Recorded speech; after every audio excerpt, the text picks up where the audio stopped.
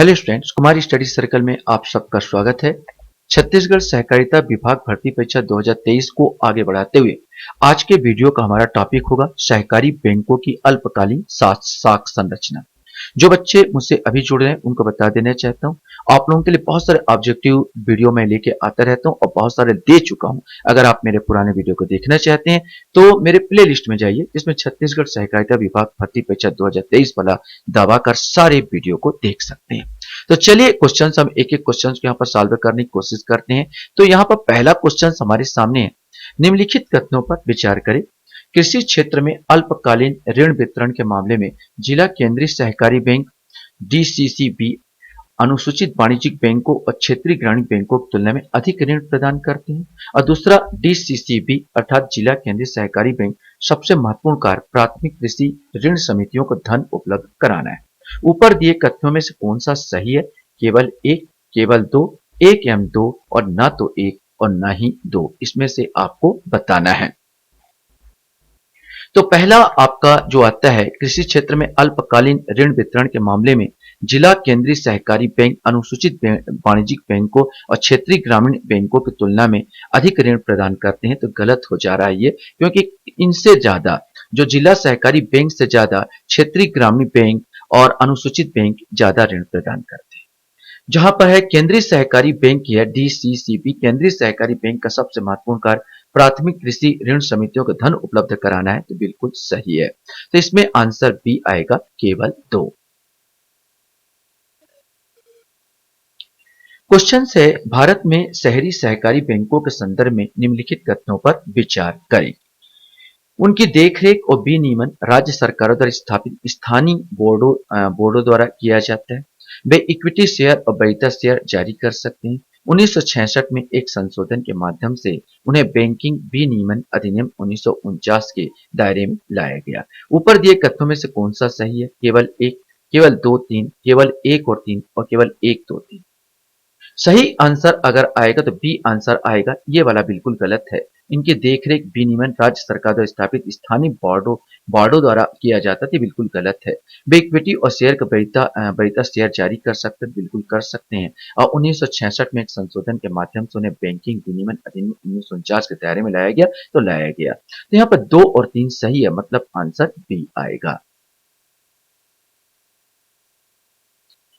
Question हमारे सामने आता है, सहकारी बैंकों के संबंध में निम्नलिखित कथनों पर विचार करें। सहकारी बैंकों को आरबीआई अधिनियम 1934 के तहत आरबीआई द्वारा विनियमित किया जाता है और सहकारी बैंक आरबीआई रजिस्ट्रार जनरल के दोहरे नियम के अंतर्गत आते हैं। सही उत्तर का चयन करें, केवल एक, केवल दो, केवल एक एवं दो और कोई नहीं, इनमें से आपको बताना है। तो इसमें अगर हम देखें तो पहला वाला बिल्कुल गलत है। ये 1934 नहीं 1949 के अंतर्गत आता है। जो आता है 1900 जो बना है, इस दायरे में 1949 के जो अधिनियम 1949 के दायरे में आएगा, न कि 1934 के। लेकिन सहकारी बैंक आरबीआई के रजिस्ट्रार जनरल के दोहरे नियमों के अंतर्गत आता है, तो बिल्कुल सही है, मतलब इसमें केवल बी आएगा।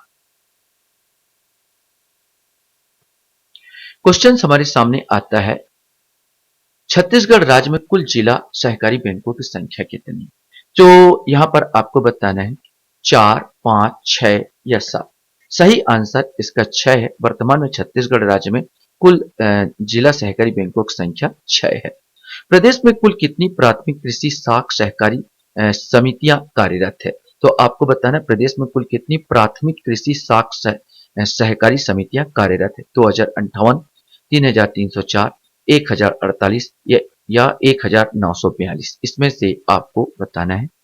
सही आंसर ए आएगा 2058। वर्तमान में 2058 प्राथमिक कृषि साख सहकारी समितियां कार्यरत है प्रदेश छत्तीसगढ़ राज्य में।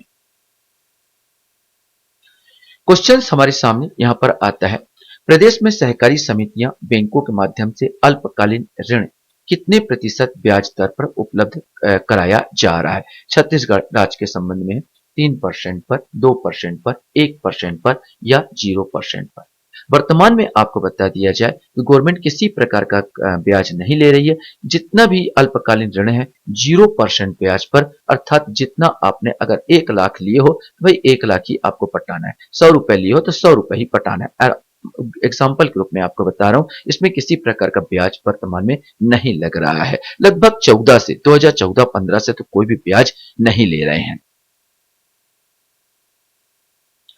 क्वेश्चन हमारे सामने आता है, प्रदेश में शीर्ष सहकारी संस्थाएं कितनी? 2, 4, 6 या 8, ये आपको बताना है।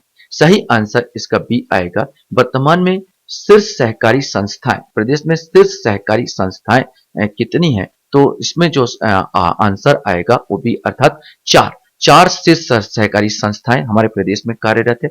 ऑपेक्स बैंक, छत्तीसगढ़ राज्य सहकारी बैंक, छत्तीसगढ़ राज्य सहकारी संघ मर्यादित दूसरा, मार्कफेड अर्थात छत्तीसगढ़ राज्य विपणन सहकारी संघ तीसरा और छत्तीसगढ़ राज्य लघु वनोपज सहकारी संघ चौथा। इस प्रकार टोटल 4 शीर्ष सहकारी संस्थाएं कार्यरत है।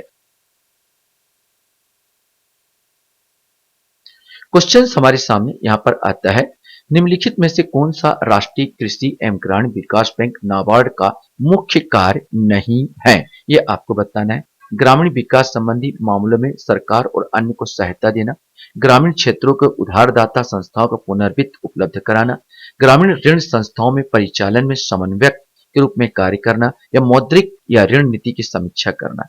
सही आंसर डी आएगा, यही इनका कार्य नहीं है। मौद्रिक एवं ऋण नीति की समीक्षा आरबीआई करती है, न कि ये करती है। क्वेश्चन हमारे सामने यहां पर आता है, निम्नलिखित में से कौन सी संस्था किसानों के सहकारी संस्था है? आप इनमें से कुछ संस्थाएं जिसमें से आपको किसानों की सहकारी संस्था कौन सी है ये आपको बताना है। ICAR, Indo Gulf fertilisers, agro या इफ्को। सही आंसर इसमें डी आएगा, इफ्को। ये इफ्को जो है, जो उसका फुल फॉर्म अगर हम लोग देखें तो Indian farmers fertilisers cooperative limited, इसका फुल फॉर्म है Indian farmers fertilisers cooperative limited, यही किसानों की संस्था है। केंद्रीय सहकारी बैंक कितने प्रकार के होते हैं? अब आएगा केंद्रीय सहकारी बैंक कितने प्रकार के होते हैं? 1, 2, 5 या 7। सही आंसर ये 2 प्रकार के होते हैं। पहला प्रकार ये बोला होता है कि केवल प्राथमिक समितियों को ही सदस्य बनाया जाता है। इसमें जो प्राथमिक समिति है उसी को सदस्य बनाया जाता है और दूसरे प्रकार में प्राथमिक समितियों के साथ साथ अदर को भी सदस्य बनाया जाता है। तो कुल मिला के 2 प्रकार के ये होते हैं केंद्रीय सहकारी बैंक।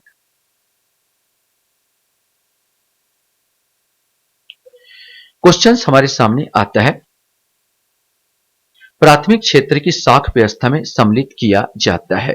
लघु उद्योग, कमजोर वर्ग, शिक्षा, यह सभी इसमें से आपको बताना है।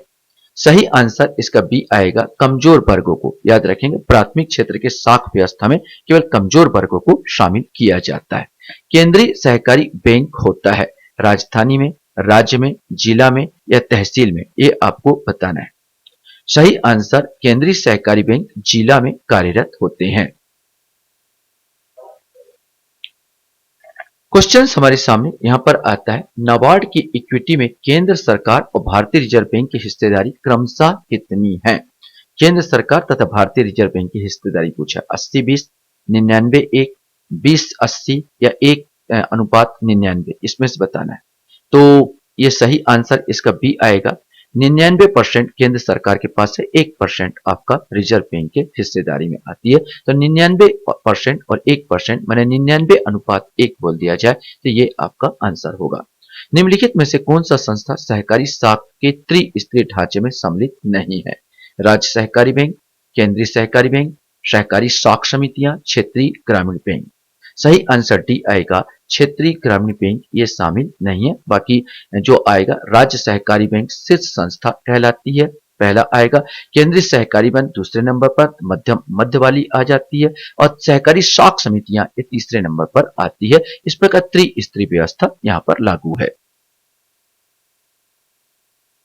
क्वेश्चन हमारे पास आता है, सहकारी बैंक वे हैं जो कृषकों को दीर्घकालीन ऋण देते हैं, अल्पकालीन कर्ज देते हैं, अल्पकालीन तथा दीर्घकालीन कर्ज देते हैं, उपरोक्त सभी। वास्तव में सहकारी बैंक जो होते हैं कृषकों को अल्पकालीन अल्पकालीन क्या देते हैं? कर्ज देते हैं। तो याद रखना, अल्पकालीन कर्ज यहां पर आएगा।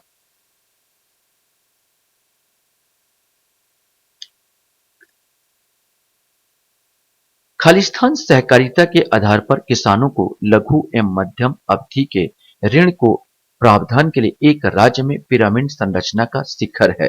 मैंने शिखर पर किसको रखा गया है? प्राथमिक कृषि साख समितियां, राज्य सहकारी बैंक, केंद्रीय सहकारी बैंक, जिला केंद्रीय सहकारी बैंक। इसमें से आपको बताना है सही उत्तर क्या आएगा। सही आंसर पहले बता चुका था मैं, अगर आपने ध्यान से सुना होगा। राज्य सहकारी बैंक शीर्ष पर आता है, सेकंड नंबर पर मध्य में आता है केंद्रीय सहकारी बैंक और सबसे निचले पायदान पर प्राथमिक कृषि साख समितियां आता है। ये केंद्रीय सहकारी बैंक बोल दो या जिला, ये दोनों एक ही है बोला जाता है। ये दोनों एक ही, चाहे केंद्रीय सहकारी और जिला केंद्रीय सहकारी बैंक के संबोधित किया जाता है। तो शीर्ष पर राज्य सहकारी बैंक आएगा। क्वेश्चन हमारे सामने यहां पर आता है, शहरी सहकारी बैंकों को कौन नियंत्रित करता है? वित्त मंत्री, नाबार्ड, सेबी या आरबीआई? इसमें से आपको बताना है। सही आंसर डी आएगा, RBI, reserve bank of India. Question हमारे सामने आता है, सहकारी बैंकों के संबंध में निम्नलिखित कथनों पर विचार करें। माने इसमें आपको कथन को देखना है, कौन सा सही ये आपको बताना होगा। सहकारी बैंक सहकारी समितियों के अधिनियम के तहत पंजीकृत है। बैंकिंग संबंधी कार्यों को आरबीआई द्वारा नियंत्रित किया जाता है और प्रबंधन संबंधी कार्यों को संबंधित राज्य सरकार, केंद्र सरकार द्वारा विनियमित किया जाता है। प्राथमिक कृषि साख समितियां भी बैंकिंग विनियम अधिनियम 1949 के दायरे में आती है, इसलिए आरबीआई द्वारा इसे विनियमित किया जाता है। इसमें से आपको बताना है कौन सा सही है। 18 नंबर का क्वेश्चन आपको बताना है। सही आंसर इसका सी आएगा, 1 एवं 2। मैंने सहकारी बैंकों के संबंध में निम्नलिखित कथनों पर विचार करें। सहकारी बैंक सहकारी समितियां अधिनियम के तहत पंजीकृत, सहकारी बैंक सहकारी समितियां अधिनियम के तहत पंजीकृत है, बिल्कुल सही है। बैंकिंग संबंधी कार्यों को आरबीआई द्वारा नियंत्रित किया जाता है और प्रबंधन संबंधी कार्यों को संबंधित राज्य सरकार, केंद्र सरकार द्वारा विनियमित किया जाता है। और प्राथमिक कृषि ये भी बिल्कुल सही है।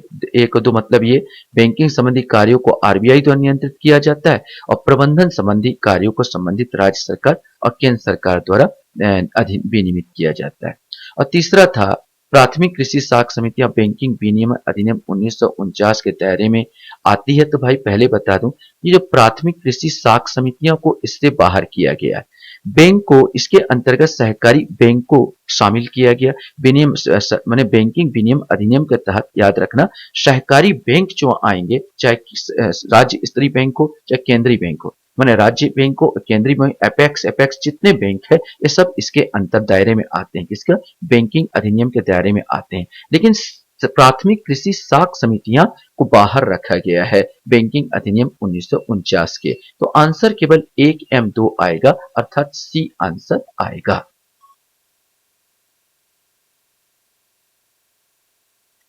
क्वेश्चन हमारे सामने यहां पर आता है, सहकारी बैंकों के संबंध में निम्नलिखित कथनों पर विचार कीजिए। सहकारी बैंक के ग्राहक इसके मालिक भी होते हैं। सभी सहकारी बैंक गैर अनुसूचित बैंक है। उपयुक्त में से कौन सा कथन सही है? केवल 1, केवल 2, केवल 1 एवं 2, ना तो 1 ना तो 2। तो सही बात यह है कि पहला बिल्कुल सही है कि सहकारी बैंक के ग्राहक इसके मालिक भी होते हैं। लेकिन सभी सभी सहकारी बैंक गैर अनुसूचित बैंक नहीं है भाई, ये गलत है। गैर, इसको अनुसूचित किया गया है 1949 के तहत। जो आरबीआई की जो अधिनियम है 1949 के तहत अनुसूचित किया गया, अनुसूचित बैंक है ये। तो ये वाला दूसरा वाला गलत हो जाए। केवल एक सही है इसमें। सहकारी बैंक के ग्राहक इसके मालिक भी होते हैं। तो इसका जो सही आंसर जो आएगा, ए, मतलब केवल एक सही आएगा। क्वेश्चंस हमारे सामने यहां पर आता है, भारत में सहकारी समितियों के संदर्भ में निम्नलिखित पर विचार कीजिए। सहकारी समितियों को संविधान में परिभाषित किया गया है। संविधान के अनुसार सहकारी समितियां के चुनाव का अधीक्षण सहकारी समितियों के रजिस्ट्रार में निहित होता है।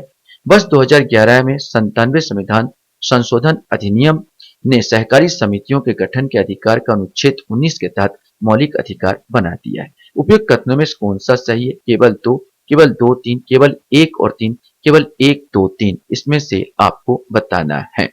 ये आपको बताना है। पहली बात ये सहकारी समिति का संविधान में परिभाषित किया गया, बिल्कुल परिभाषित किया गया।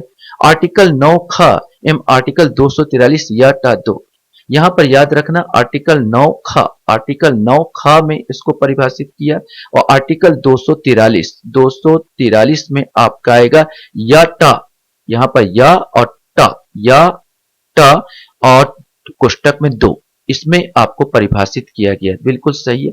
संविधान के अनुसार सहकारी समिति के चुनाव का अधिक्षण सहकारी समिति के रजिस्ट्रार में निहित है, बिल्कुल सही है। और बस 2011 में 97 संविधान संशोधन अधिनियम सहकारी समितियों के गठन के अधिकार को अनुच्छेद 19 के तहत मौलिक अधिकार बना दिया गया, बिल्कुल बना दिया गया। तो इसमें डी आंसर 1, 2, 3 सारे के सारे सही आएंगे। लास्ट क्वेश्चंस आपके सामने यहां पर मैं लाया हूं। प्रदेश में जिला सहकारी संघ मर्यादित की संख्या कितनी है? 11, 12, 13 या 16? सही आंसर डी आएगा 16 यहां पर आएगा। आशा करता हूं ये वीडियो भी आपको अच्छा लगा होगा। आप लोग मेरे वीडियो को वॉच करते इसलिए धन्यवाद।